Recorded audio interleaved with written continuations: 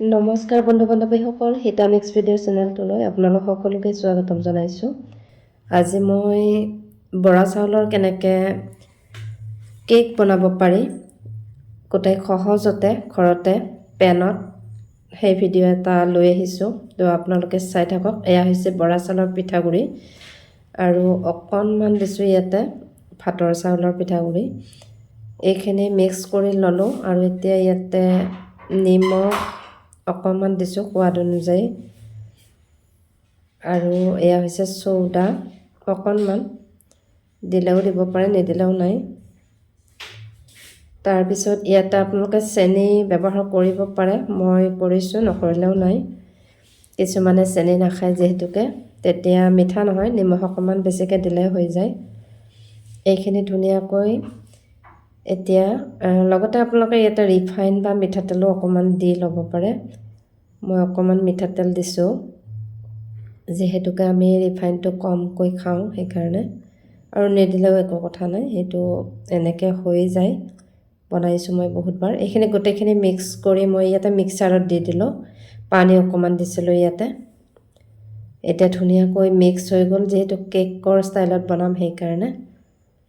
এয়া মই এতিয়া মিক্সাৰৰ পৰা উলিয়াই ল'লোঁ, এনেকুৱা গোটা হ'ব লাগিব। এতিয়া পেন এখন গেছত উঠাই দিছোঁ, ইয়াতে অকণমান মই মিঠাতেলকে দি আছোঁ, আপোনালোকে ৰিফাইনো দিব পাৰে। ৰিফাইন দিলে কালাৰটো বেছি ভাল হয়, ধুনীয়া বগা হৈ থাকে। বহুত ইজি হয়, সহজতে বনাব পাৰি, আৰু সৰু ল'ৰা ছোৱালীকো এনেকৈ বনাই দিব, বহুত কষ্টই নহয়। বাছ এনেদৰে বহাই থৈ দিব, কামৰ মাজতে হৈ থাকিব এইখিনি। কম জুইত অকণমান সময় লাগে এইখিনি বনাওঁতে, কিন্তু বাছ এনেদৰে বহাই থৈ দিলে হৈ যায়। এতিয়া তেল গৰম হৈছে, মই এইখিনি বহাই দিলোঁ, গোটেইখিনি মই একেলগে দি দিলোঁ।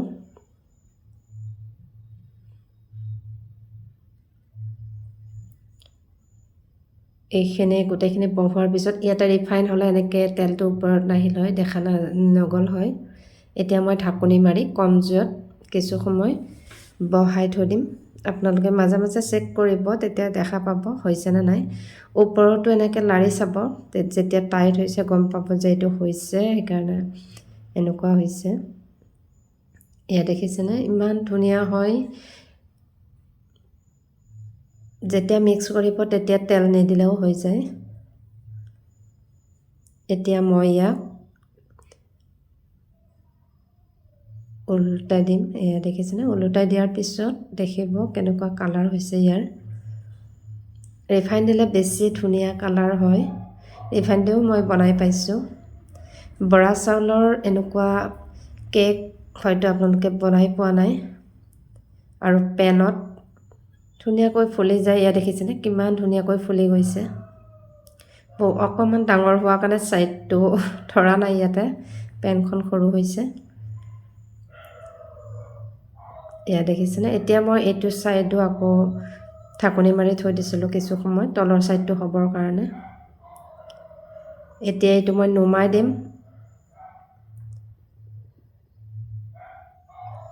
এয়া দেখিছেনে কিমান ধুনীয়া হয় আৰু টেষ্টি হয়। আপোনালোকে চুগাৰ নিদিলেও হৈ যায়, ইয়াতে চেনি নিমখ দিলেও খাই ভাল লাগে গাখীৰ দিয়া চাহৰ লগত।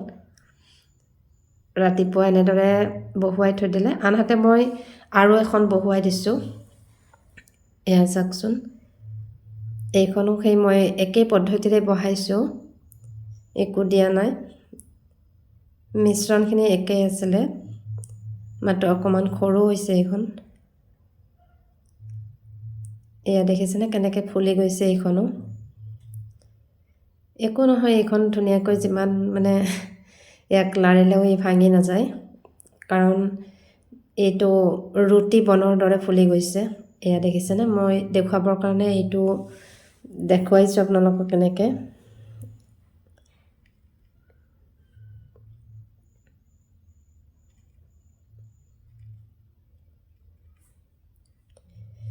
এতিয়া এইটো আপোনালোকে, মোৰ এইখিনি হৈ গ'ল। এতিয়া আপোনালোকে ঠাণ্ডা হ'লেও ইয়াক কাটিব পাৰে, বা গৰমে গৰমেও কাটিব পাৰে। গৰমে গৰমে কাটিলে অকণমান চুৰিখনত লাগি যায় অকণমান, ঠাণ্ডা হ'লে কাটিলে বহুত ধুনীয়া হয়। যিহেৰে নহওক কটাৰীৰে হ'লেও আপোনালোকে কাটিব পাৰিব। নিজৰ নিজৰ ষ্টাইলত কাটি সৰু ল'ৰা ছোৱালীৰ লগতে নিজেও খাব পাৰিব। নিমখ দিও বনাব পাৰি, চেনি দিও বনাব পাৰি।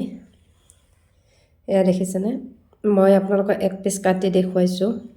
এয়া একদম বনৰুটিৰ দৰে কোমল হৈছে। এয়া চাওকচোন, ভিতৰৰ ফালে বনৰুটিৰ দৰে কোমল হৈ যায়, খাবলৈ খুব ধুনীয়া হয়।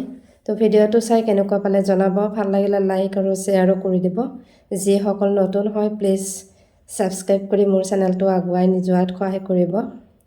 কেনেকুৱা লাগিল আপোনালোকক বৰা চাউলৰ এনেকুৱা কেকৰ ভিডিঅ' ভাল লাগিলে জনাব। আজিলৈ এৰিছোঁ, ধন্যবাদ। আকৌ লগ পাম।